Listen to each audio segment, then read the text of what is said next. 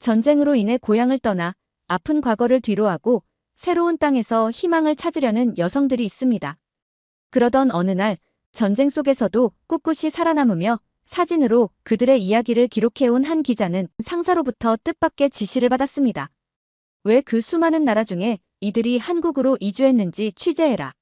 그의 머릿속에선 온갖 의문이 쏟아졌고 그 이유를 도저히 이해할 수 없었습니다. 그렇게 그는 한국으로 향하기 시작했는데 그곳에서 펼쳐질 놀라운 이야기가 지금부터 시작됩니다. 안녕하세요. 제 이름은 에드워드 클라인이에요. 독일 출신 사진작가죠. 오랫동안 전쟁으로 무너진 도시들을 카메라에 담아왔어요. 책과 사진 장비로 가득 찬 작은 아파트에서 혼자 살고 있었죠. 제 카메라는 항상 곁에 있었어요. 마치 떠나지 않는 오랜 친구처럼요. 오늘은 하늘이 회색빛이었어요. 제 기분처럼요. 책상에 앉아 어제 찍은 사진들을 보고 있었습니다. 부서진 건물들, 텅 빈 거리, 전쟁에서 모든 것을 잃은 사람들의 슬픈 얼굴들. 이게 제 세상이었어요.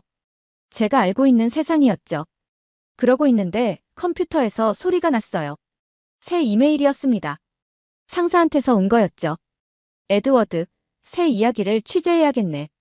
전쟁 지역 여성들이 새 삶을 시작하려고 한국으로 이주하고 있어. 왜 그곳으로 가는지 알아봐. 진짜 이야기를 가져와. 얼굴을 찌푸리며 차가워진 커피를 한 모금 마셨어요. 한국이라고? 왜 거기를 가려고 할까? 제 머릿속에서 한국은 그저 휴대폰과 컴퓨터를 만드는 곳일 뿐이었어요. 기술과 외모에 집착하는 나라. 진짜 인간적인 교류나 진정한 따뜻함이 있는 곳이 아니라고 생각하고 있었죠. 실제로 가본 적은 없지만 오랫동안 이런 부정적인 시각을 가지고 있었어요. 말도 안 돼. 이메일을 쳐다보며 혼잣말을 하고 있었어요. 이 여성들은 환상을 쫓고 있는 거야. 하지만 뭔가 궁금증이 생기고 있었어요. 제 일은 진실을 찾는 거니까요. 이미 그 진실이 뭔지 알고 있다고 생각해도 말이죠. 가방을 꾸리기 시작했어요. 카메라, 렌즈, 노트북, 펜. 제 일의 도구들이었죠. 떠나기 전에 거울을 보았어요. 제 파란 눈은 피곤해 보였고 갈색 머리는 자를 때가 됐더군요. 옷깃을 바로 세우고 심호흡을 했습니다. 이 여성들 몇 명을 만날 남부 도시로 가는 기차 안에서 풍경이 변하는 걸 지켜보고 있었어요. 전쟁은 여기 모든 것에 흔적을 남겼더군요. 버려진 농장들, 텅 빈 마을들. 기차는 이 모든 슬픈 이야기들의 무게를 실은 것처럼 천천히 움직이고 있었습니다. 뭘 발견하게 될지 생각하고 있었어요. 제 안의 고집스러운 부부는 곧 현실에 실망할 여성들을 만날 거라 예상하고 있었죠. 꿈과 진실 사이의 간극을 보여주는 사진을 찍고 싶었어요. 그게 제가 이미 머릿속에서 쓰고 있던 이야기였습니다. 기차가 작은 역에 멈췄어요. 밖에서 가족이 작별 인사를 하고 있는 걸 봤어요. 한 여자가 부모님을 안고 있었고 눈물이 얼굴을 타고 흐르고 있었습니다. 그녀에게는 가방이 하나 있었어요. 그녀도 한국으로 가는 건가요? 무엇을 뒤로 하고 있는 걸까요? 무엇을 찾길 바라고 있는 걸까요? 카메라를 들었다가 다시 내렸어요. 어떤 순간들은 다른 사람들의 삶을 담아내는 일을 하는 저 같은 사람에게도 너무 사적으로 느껴졌습니다. 기차가 다시 움직이기 시작하자 노트를 펼쳤어요. 제 생각, 의문, 의심을 적어 내려가고 있었습니다. 저는 항상 좋은 기자는 거리를 두고 관찰하며 감정적으로 연루되지 않는다고 믿어왔어요. 그래야 진실을 명확히 볼 수 있다고 생각했죠. 하지만 이번 임무는 뭔가 달랐어요. 이 여성들은 전쟁에서 모든 것을 잃었어요. 집, 가족 미래. 그리고 지금 그들은 제 생각에 그들이 찾는 것을 주지 못할 것 같은 곳으로 세계를 가로질러 여행하고 있었습니다. 만약 제가 틀렸다면 이 생각이 저를 놀라게 했어요. 저는 제 자신의 관점을 의심하는데 익숙하지 않았거든요. 목적지에 가까워지자 시골 풍경이 도시 건물들로 바뀌고 있었어요. 제 정류장이 곧 다가오고 있었습니다. 노트를 넣고 마지막으로 카메라를 확인했어요. 내일은 한국으로 이주할 계획인 5명의 여성을 만날 예정이었습니다. 그들의 이야기를 듣고 사진을 찍고 왜 그들이 익숙한 모든 것을 떠나 집과 너무도 다른 곳으로 가려는지 이해하려고 노력할 거예요. 하지만 마음 깊은 곳에서는 이미 답을 알고 있다고 생각하고 있었어요. 그들은 환상을 쫓고 있었어요. 존재하지 않는 완벽한 삶을요. 그리고 저는 그 이야기를 카메라에 담을 생각이었습니다. 그때는 알지 못했어요. 가장 강한 환상을 가진 사람은 바로 저일지도 모른다는 것을. 작은 카페에서는 커피 향과 뭔가 달콤한 냄새가 풍기고 있었어요. 빗방울이 창문을 두드리고 있었죠. 5명의 여성들이 테이블에 둘러앉아 저를 기다리고 있었습니다. 카페로 들어서면서 카메라를 꽉 쥐고 있었어요. 마치 그들의 이야기에 너무 가까이 다가가지 않도록 보호해주는 방패 같았죠. 제가 들어서자 여성들이 고개를 들었어요. 그들의 얼굴에는 여러 감정이 담겨 있었습니다. 희망, 걱정, 결심. 제 소개를 하고 왜 이곳에 왔는지 설명했어요. 제 목소리는 제 귀에도 딱딱하게 들리고 있었습니다. 편안하지 않았거든요. 사실 마음 한구석에서는 이곳에 오고 싶지 않았어요. 에바가 먼저 입을 열었어요. 그녀는 검은 머리에 너무 많은 슬픔을 본 지친 눈을 가지고 있었습니다. 전쟁 전에는 선생님이었죠. 지금은 미망인이 되어 있었어요. 그녀는 서울의 사진들이 담긴 휴대폰을 보여주고 있었습니다. 높은 빌딩들, 깨끗한 거리, 밝은 불빛들. 여기가 제가 가려는 곳이에요. 그녀가 간단히 말했어요. 사진은 거짓말할 수 있다고 말하고 싶었어요.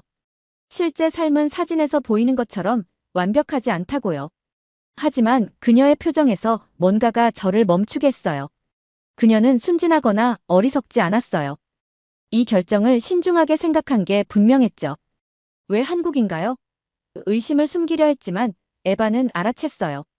그녀는 휴대폰을 내려놓고 저를 똑바로 쳐다보고 있었어요. 당신이 생각하는 이유가 아니에요, 클라인 씨. 멋진 기술이나 케이팝 음악 때문이 아니라요. 평화를 위해서예요. 두려움 없이 잠들 수 있는 기회를 위해서죠. 그녀의 말이 저를 불편하게 만들고 있었어요. 제 이야기에 맞는 간단한 대답을 기대했는데 오히려 그녀의 답변이 제 가정에 의문을 던지게 했거든요. 다른 여성들도 자신의 이야기를 나누고 있었어요. 마르타는 폭격으로 남편과 아이를 잃었죠. 리사는 병원이 파괴된 의사였고요. 카타리나는 고향이 너무 위험해져서 떠나야 했대요. 각자 끔찍한 상실을 경험했지만 모두 조용한 희망을 품고 미래를 이야기하고 있었습니다. 그들이 말하는 동안 사진을 찍고 있었어요. 카메라 렌즈를 통해 평소라면 놓쳤을 세부적인 것들이 눈에 들어왔습니다. 과거를 언급할 때 살짝 떨리는 손. 계획을 설명할 때 빛나는 눈빛. 서로를 작은 몸짓으로 지지하는 모습. 팔에 살짝 닿는 손길. 함께 쓰는 휴지. 알아주는 고개 끄덕임. 그날 밤 호텔방에서 사진들을 보고 있었어요. 뭔가 잘못된 느낌이 들었습니다. 제가 쓰려고 계획했던 이야기, 불가능한 꿈을 쫓는 순진한 여성들에 관한 이야기 모두 오늘 보고 들은 것과 맞지 않았거든요. 이 여성들은 어리석지 않았어요. 제한된 선택지 속에서 어려운 결정을 내리는 생존자들이었죠. 노트북을 닫고 창밖의 비를 바라보고 있었어요. 제 확신이 흔들리고 있었습니다. 어쩌면 한국에 대해 잘못 알고 있었을지도 몰라요. 어쩌면 많은 것들에 대해 잘못 알고 있었을지도요. 다음 날 아침, 이 도시에 사는 한국인 기자 한승민 씨를 만났어요. 그는 고국으로 이주하고 싶어하는 전쟁 난민들을 돕고 있었죠. 저와 달리 그는 외향적이고 체계적이었어요. 분명하게 말하고 불필요한 말은 하지 않았죠. 처음에는 그의 직설적인 스타일이 불편했지만 곧 그의 솔직함을 고맙게 여기게 되었어요. 작은 식당에 앉아 저녁을 먹고 있었어요. 음식은 단순했지만 맛있었죠. 제 프로젝트에 대해 설명하면서 한국에 대한 개인적인 의견은 조심스럽게 피했어요. 하지만 승민 씨는 어쨌든 저를 꿰뚫어 보고 있었습니다. 당신은 이미 어떤 이야기를 하고 싶은지 정해놨군요. 그가 음식을 먹는 사이에 말했어요. 그건 진짜 저널리즘이 아니에요. 그의 말이 아팠어요. 사실이었으니까요.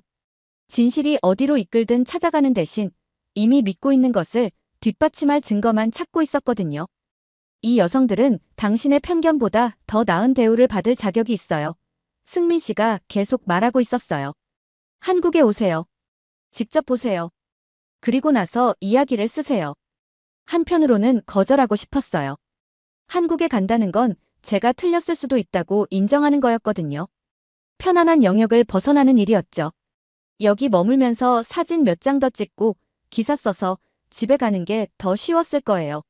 하지만 카페에서 만난 여성들의 얼굴이 계속 머릿속에 맴돌고 있었어요. 그들은 진실을 알 자격이 있었습니다. 그리고 어쩌면 놀랍게도 저도 그걸 찾아야 할 필요가 있었을지도요. 언제 출발할 수 있을까요? 승민 씨에게 물었어요. 그의 얼굴에 작은 미소가 번지고 있었어요. 마치 제가 결국 올바른 선택을 할 것을 알고 있었다는 듯이 제 결정에 놀라지 않는 것 같았어요. 그날 밤 편집장에게 전화해서 계획 변경을 설명했어요. 그리고 서울행 비행기 표를 예약했죠. 짐을 꾸리면서 긴장도 되고 설레기도 했어요. 몇 년 만에 처음으로 다른 사람의 여정을 기록하는 게 아니라 제 자신의 여정을 시작하고 있었거든요. 비행기가 서울을 향해 날아가는 동안 밑에서 웅웅거리는 소리가 들리고 있었어요. 작은 창문으로 구름이 지나가는 모습을 바라보고 있었죠. 걱정 때문에 배가 뭉치는 느낌이었어요. 만약 한국에서 보는 모든 것이 제가 이미 믿고 있는 걸 확인시켜준다면 어쩌죠? 시간만 낭비하는 건 아닐까요? 승민 씨가 옆에 앉아 신문을 읽고 있었어요. 그는 차분하고 확신에 찬 것 같았죠. 그의 자신감이 부러웠어요. 곧 착륙할 거예요. 그가 제 불안한 표정을 알아차리며 말했어요. 고개를 끄덕이며 5번째로 카메라를 확인하고 있었어요. 카메라는 항상 제 보호막이었죠. 세상을 보면서도 안전한 거리를 유지하는 방법이었습니다. 이제 그 거리가 어떤 진실들을 보지 못하게 했는지 궁금했어요. 서울이 아래에 나타났어요. 배경에 산들이 있는 넓게 펼쳐진 도시였죠. 공중에서 보면 다른 현대 도시들과 비슷해 보였어요. 높은 건물들, 넓은 강, 바쁜 도로들. 특별하지도 끔찍하지도 않았어요. 공항에서는 모든 것이 조용한 효율성으로 움직이고 있었어요. 깨끗한 바닥, 명확한 표지판, 목적을 가지고 걷는 사람들. 여전히 결점을 찾으며 제 부정적인 의견이 맞다는 증거를 찾아 사진을 찍고 있었어요. 승민 씨가 이사벨라 코르신을 소개했어요. 그녀는 전쟁에서 가족을 잃은 후 2년 전에 한국으로 이주한 러시아 여성이었죠. 금발의 눈에 담긴 슬픔을 완전히 감추지 못하는 부드러운 미소를 짓고 있었어요. 서울에 오신 것을 환영해요. 그녀가 말했어요. 우리 중 일부가 새 보금자리를 만든 곳을 보여드릴게요. 공항에서 도시로 기차를 타고 갔어요. 정확히 제 시간에 도착했죠. 안은 깨끗하고 너무 붐비지 않았어요. 사람들은 조용히 휴대폰을 보거나 책을 읽고 있었죠. 아무도 우리를 쳐다보거나 환영받지 못한다고 느끼게 하지 않았어요. 이사벨라가 이민자들이 정착한 동네로 우리를 안내하고 있었어요. 고급 아파트가 있는 화려한 지역이 아니었어요. 평범한 사람들이 사는 평범한 곳이었죠. 작은 아파트들, 가족 식당들, 공동체 정원들, 두려움 없이 공원에서 노는 아이들. 여기에요. 이사벨라가 커뮤니티 센터를 가리키며 말했어요. 우리가 매주 만나는 곳이에요. 안에서는 여러 다른 나라에서 온 여성들이 모이고 있었어요. 일부는 에바와 제가 만난 다른 이들과 같은 지역 출신이었죠. 음식과 이야기를 나누고 있었어요.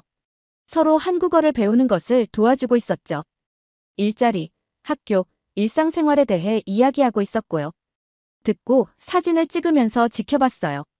이 여성들은 완벽한 삶을 살고 있지 않았어요.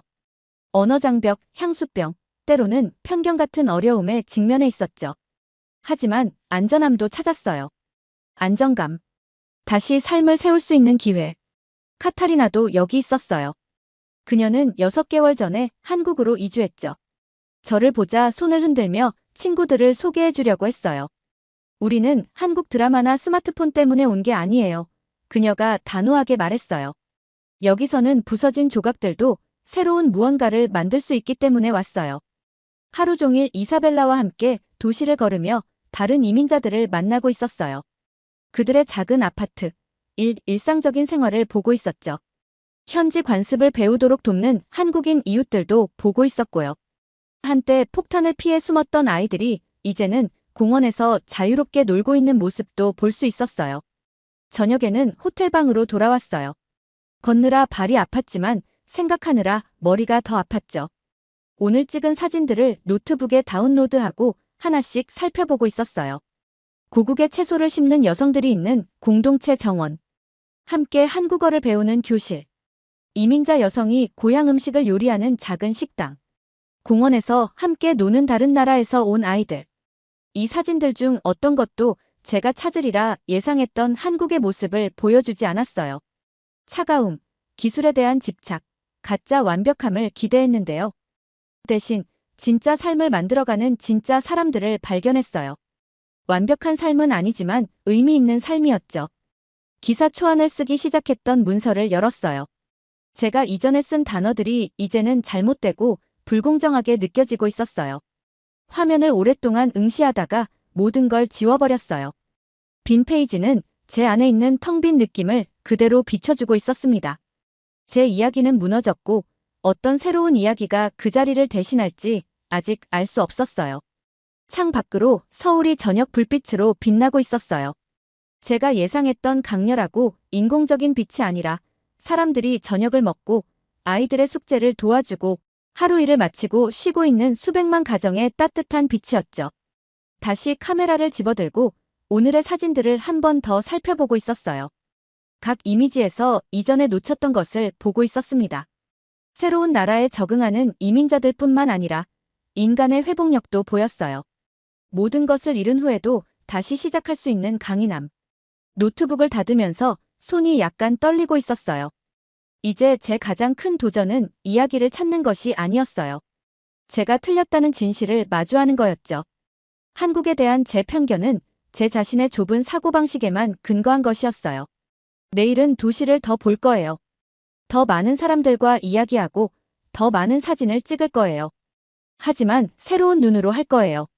마침내 실제로 존재하는 것을 보는 눈, 제가 발견하길 기대했던 것이 아니라요. 저널리스트로서 제가 찾아온 이야기보다 더 나은 이야기를 발견했어요. 인간으로서 판단과 이해에 관한 겸손한 교훈을 얻었죠. 서울에서의 마지막 날은 호텔 창문을 두드리는 부드러운 빗소리로 시작하고 있었어요. 이제 일주일 동안 여기 있었는데 모든 것이 변했어요. 도시가 아니라 바로 저 자신이요. 마지막 인터뷰를 준비하면서 카메라 가방이 더 무겁게 느껴지고 있었어요. 오늘은 마르타의 새 집을 방문할 예정이었습니다. 마르타는 평범한 건물의 5층에 있는 작은 아파트에 살고 있었어요. 가족 사진들이 한국어 수업 일정이 표시된 달력 옆에 걸려 있었어요. 창가에는 작은 식물이 놓여 있었는데 새로운 초록 잎들이 빛을 향해 뻗어나가고 있었습니다. 이제 여기가 제 집이에요. 마르타가 간단히 말했어요. 부엌 테이블에 앉아 있었어요. 그녀는 서로 다른 두 개의 컵으로 차를 내고 있었죠.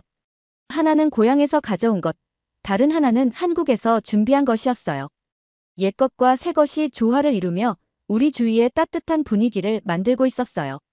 마르타는 직장에 있는 동안 폭격으로 잃은 남편과 아이의 사진을 조심스레 꺼내 보여주고 있었어요. 사진 속 그들의 얼굴을 만지는 그녀의 손이 살짝 떨리고 있었죠. 그 순간 우리 둘 다 말문이 막혀 있었어요. 아무 말도, 어떤 말도 충분히 그 아픔을 대신할 수 없을 것 같았어요. 잠시 정적이 흐른 후 마르타가 조용히 입을 열었어요. 한국이 제 아픔을 지워준 건 아니에요. 그녀가 말하고 있었어요. 그런 건 아무것도 할 수 없어요. 하지만 여기서는 짓눌리지 않고 제 아픔을 안고 살아갈 수 있었어요. 그 말이 주는 무게에 제 마음도 깊이 울리고 있었어요. 이제야 이해하기 시작했어요. 이 여성들은 천국을 꿈꾸지 않았어요. 환상을 좇는 것이 아니라 무거운 기억을 안고도 견딜 수 있는 단단한 땅을 찾고 있었던 거예요. 그들의 이야기가 제게 한없이 다가왔어요.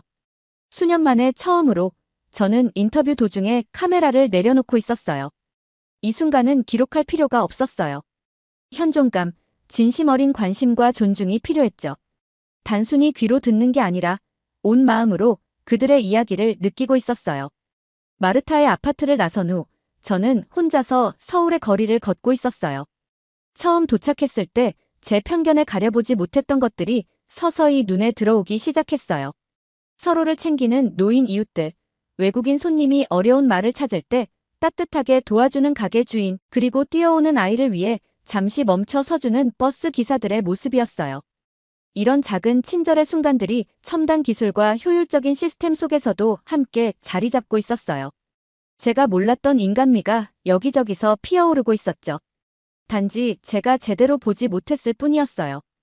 그날 저녁 승민 씨가 저를 작은 식당으로 데려갔어요. 주인이 승민 씨의 이름을 기억하고 반갑게 맞이하는 모습이 인상적이었어요. 식당 내부는 아늑하고 따뜻한 불빛 아래 음식들이 정갈하게 차려져 있었어요. 맛있는 음식과 함께 잔잔한 음악이 흐르고 있었죠. 식사를 하며 승민 씨와 이야기 나누던 중 그는 조용히 물었어요. 그래서 이제 기사에 뭘 쓸 건가요? 저는 한참을 생각하다가 조심스레 대답했어요. 진실이요. 그러면서 말했어요. 처음엔 한 가지 이야기를 찾으러 왔다가 어느새 또 다른 이야기를 발견한 것 같아요. 제 생각과는 다르게 많은 것들에 대해 제가 틀렸다는 사실을 깨닫고 있었어요. 승민 씨는 고개를 끄덕이며 조용히 미소 짓고 있었어요. 그 미소 속에는 이해와 따뜻한 눈빛이 묻어 있었죠. 식사를 마치고 나오면서 우리는 한참 동안 거리를 걸으며 서로의 생각을 나누고 있었어요. 서울의 밤거리는 여전히 사람들로 분주하게 움직이고 있었고 가로등 불빛 아래서 작지만 빛나는 친절의 순간들이 계속되고 있었어요. 저는 그날 집으로 돌아가는 길에 제 마음 한켠에서부터 변해가는 감정을 느끼고 있었어요. 처음엔 제 편견으로 가득 찼던 눈이 이제는 작은 친절과 따뜻함을 보게 되었죠. 그렇게 저는 한 걸음씩, 한순간씩 세상을 다르게 바라보게 되고 있었어요. 한국을 떠나기 전에 이사벨라가 저를 특별한 행사에 초대하고 있었어요. 그날 공동체 정원에서 이민자 여성들이 함께 모여 나무를 심고 있었죠. 각자 고국에서 소중하게 간직한 한 그루의 나무를 들고 한국 땅에 심으면서 서로의 이야기를 나누고 있었어요. 이 나무들은 곧 한국 땅에서 같이 자라며 뿌리가 서로 얽히고 함께 지탱해 줄 것이라는 희망을 품고 있었죠. 모든 뿌리는 안정된 땅이 필요해요. 라고 이사벨라가 따뜻하게 설명하고 있었어요. 한국이 우리에게 준 건 완벽함이 아니라 다시 일어설 수 있는 안정감이에요. 그 말에 저도 고개를 끄덕이며 깊은 생각에 잠기고 있었어요. 저는 카메라 렌즈를 통해 이 특별한 순간을 담고 있었어요. 여러 나라에서 온 다른 말을 쓰는 여성들이 모두 한 마음으로 같은 땅을 파고 있는 모습은 단순하지만 강렬했어요. 그 풍경은 제게 오랫동안 머무를 인상을 남기고 있었죠. 집으로 돌아가는 비행기 안에서 저는 찍은 사진들을 꼼꼼히 검토하고 있었어요. 처음에는 제 시선이 결점을 찾으며 제 부정적인 의견을 뒷받침하려 했었는데 나중에 보니 사진들마다 연결과 회복력 그리고 새로운 시작이 담겨 있었어요. 한 장 한 장의 이미지가 제 마음속 깊은 곳에 작은 변화의 씨앗을 심어주고 있었죠. 책과 전쟁의 옛 사진들이 가득한 제 아파트로 돌아와서 저는 기사를 쓰기 시작하고 있었어요. 첫 문장은 이렇게 시작되었죠. 저는 신화라고 믿었던 것을 밝히기 위해 한국에 갔습니다.